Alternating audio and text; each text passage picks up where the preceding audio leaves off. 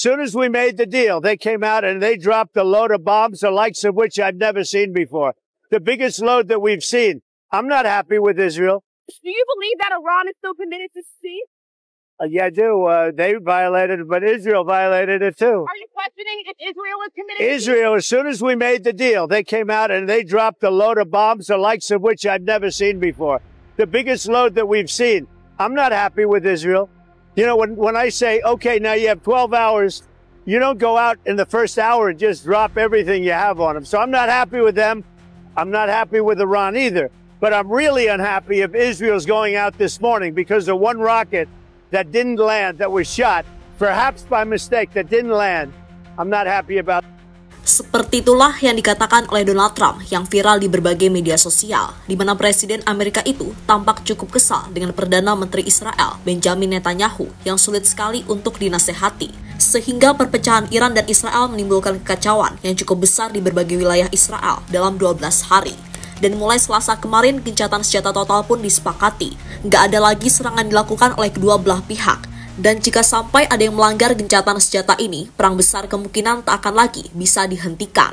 Sementara di sisi lain, Donald Trump dan Netanyahu sendiri punya alasan lain mengapa mereka ingin mengakhiri perang tersebut.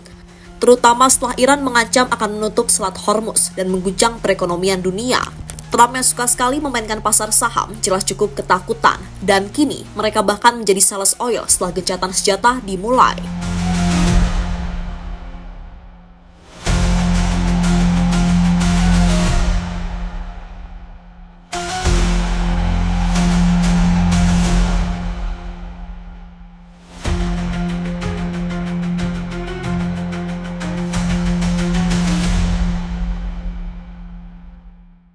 Setelah 12 hari saling berbalas serangan rudal, Iran dan Israel akhirnya sepakat untuk melakukan gencatan senjata total. Dan hal itu terbukti hingga Rabu pagi ini, headline berita belum ada yang melaporkan wilayah Iran maupun Israel yang kembali dihantam misil-misil milik kedua negara tersebut.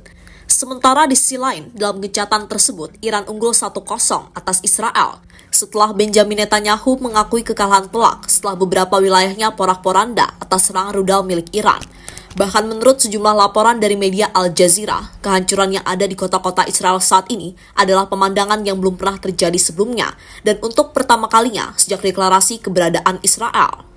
Ya, apa yang kita lihat memang begitu. Banyak gedung-gedung tinggi di Israel mengalami kehancuran total. Bahkan mungkin banyak video yang nggak kita lihat. Saat sebenarnya ada lebih banyak serangan rudal Iran terhadap pusat-pusat vital dan militer vital yang sensitif di Israel tidak dipublikasikan oleh sumber-sumber independen, mengingat sensor militer ketat yang dilakukan di Israel.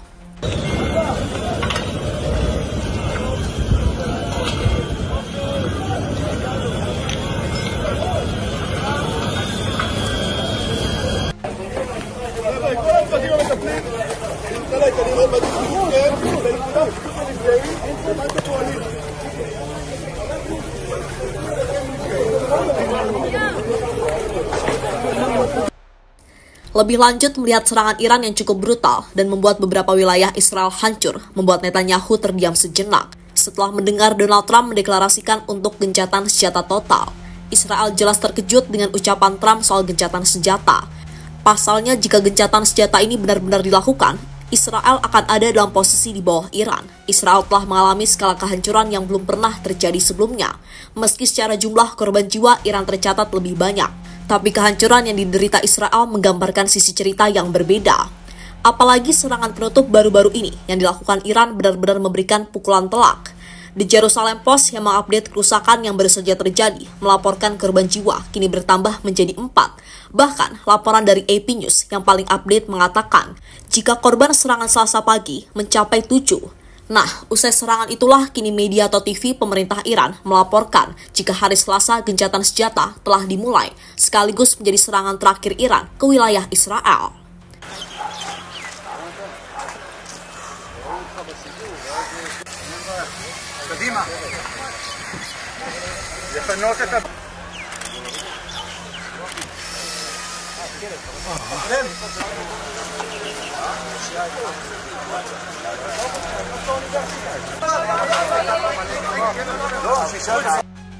Putin di balik gencatan senjata Iran dan Israel. Setelah Amerika Serikat ikut serta melakukan serangan di Teheran, Iran diketahui langsung terbang ke Rusia untuk bertemu dengan Presiden Vladimir Putin. Dalam pertemuan tersebut, Putin mengecam keras apa yang dilakukan Amerika dan menegaskan bahwa Rusia akan ada di sisi Iran untuk memberikan apa yang dibutuhkan Iran. Meski begitu, Putin juga menekankan bahwa pentingnya mediasi yang kami pikir juga jadi alasan kuat Iran akhirnya menerima usulan Trump untuk melakukan gencatan senjata. Jadi baru-baru ini, Menteri Luar Negeri Iran, Arakci, mengirimkan pesan bahwa hingga saat ini gencatan senjata seperti yang disampaikan Trump belum sepenuhnya disetujui. Namun Iran siap untuk melakukan gencatan senjata jika Israel berhenti melakukan serangan paling lambat jam 4 pagi.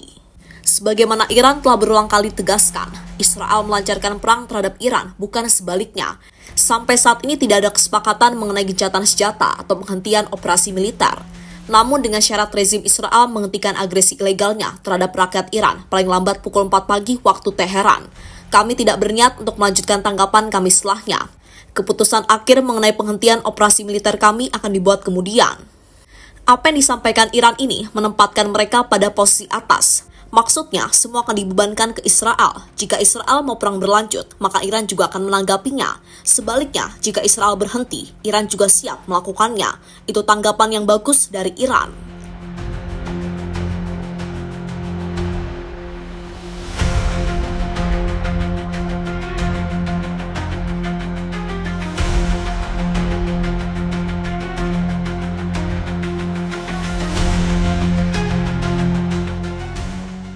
Netanyahu masih dendam.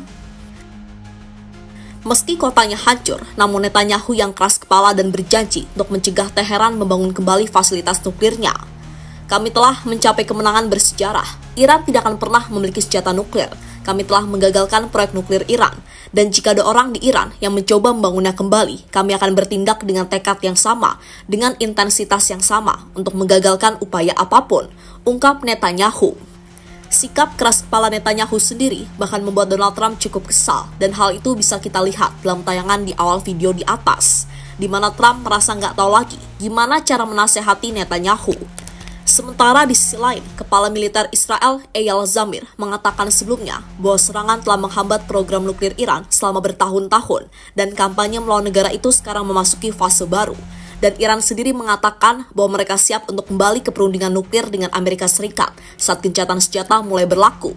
Namun Presiden Iran, Masoud Pezeshkian, mengatakan negaranya akan terus menegaskan hak-haknya yang sah untuk penggunaan tenaga atom secara damai, di mana intinya, jika Israel ataupun Amerika masih mengusik nuklir Iran, maka mereka siap berperang kembali, bahkan akan jauh lebih besar dari yang sebelumnya terjadi.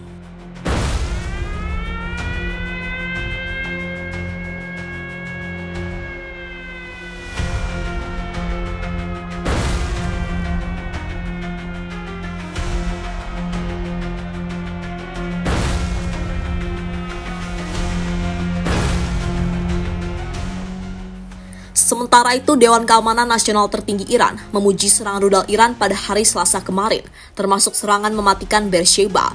Ini dianggap sebagai kemenangan strategis bagi perlawanan beberapa jam sebelum gencatan senjata yang ditengahi Amerika Serikat mulai berlaku. Dewan Keamanan Nasional tertinggi Iran menegaskan serangan Iran baru-baru ini menunjukkan keberanian Angkatan Bersenjata Republik Islam dan kemampuan mereka mencegah dan menanggapi dengan tegas. Intinya, Iran ini ingin membuktikan bahwa mereka bukan bangsa pecundang. Mereka akan membalas jika negaranya diusik terlebih dahulu. Dan serangan ke pangkalan militer Amerika menjadi bukti kalau Iran cukup berani melawan Amerika Serikat, terutama setelah markas nuklirnya diserang terlebih dahulu, sebelum akhirnya kini gencatan senjata total diberlakukan.